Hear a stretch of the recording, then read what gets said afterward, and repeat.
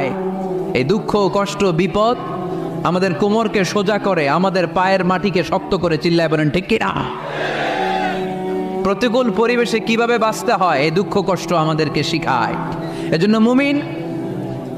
মুমিন বান্দার বৈশিষ্ট্য হচ্ছে দুঃখ কষ্ট বেদনা জ্বালা এগুলোতে সে আপসেট হয় না, সে হাল ছেড়ে দেয় না, সে ভরসা রাখে একজনের উপর। চিল্লায় বলতে হবে তিনি কে? কারণ মুমিন জানে রাত্রি যত গভীর হয় অন্ধকার তমানিসা ভেদ করে সুবহে সাদিক হয়। মুমিন জানে গর্ভবতী নারীর পেটের ব্যথা যেই দিন বাড়তে থাকে ওই দিনই নতুন মেহমান আগমনের সময় ঘনাতে থাকে।